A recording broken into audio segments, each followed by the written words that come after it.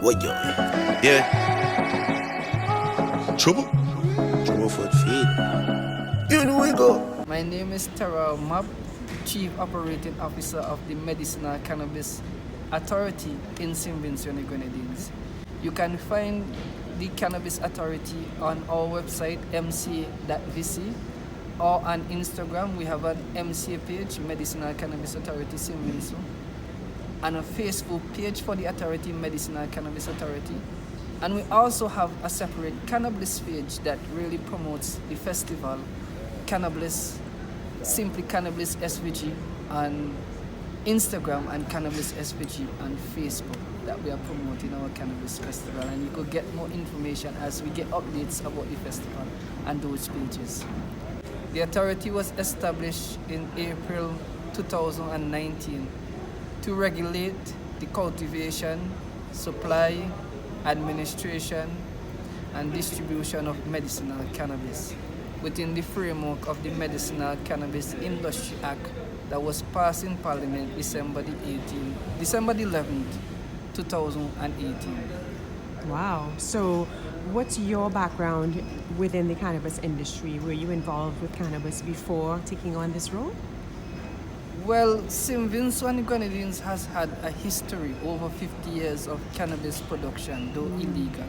And as an economist and a Vincentian, I have always been fascinated with cannabis, to the extent that when I was a student at the University of the West Indies, Caville campus, I conducted a study with a Professor Winston Moore, to really assess the underground informal economy throughout the Caribbean. So that is where my passion for cannabis came from, and it's having recognized that passion, the government, the ministers saw it and brought me on board early when they were developing the Cannabis Industry Act, the bill.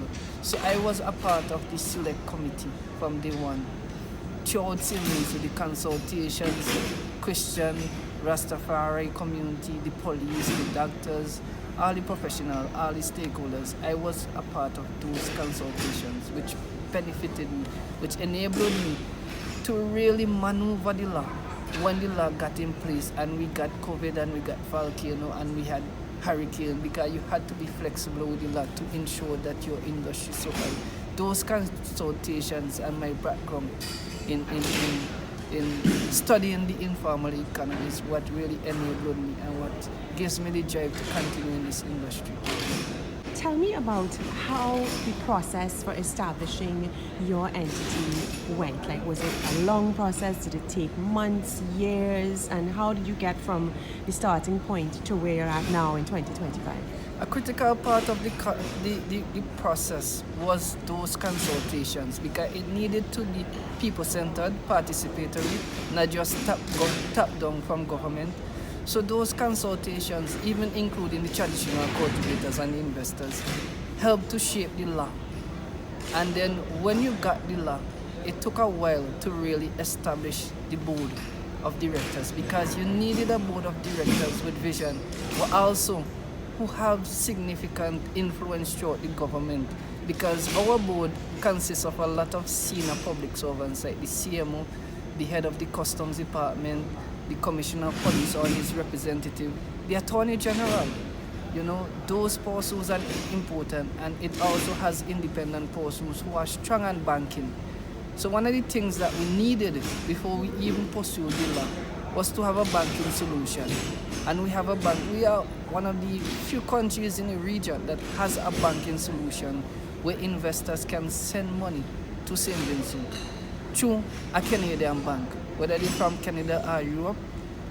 The Caribbean send money to that bank, and it comes down to our banking system for paying license fees and for establishing an industry.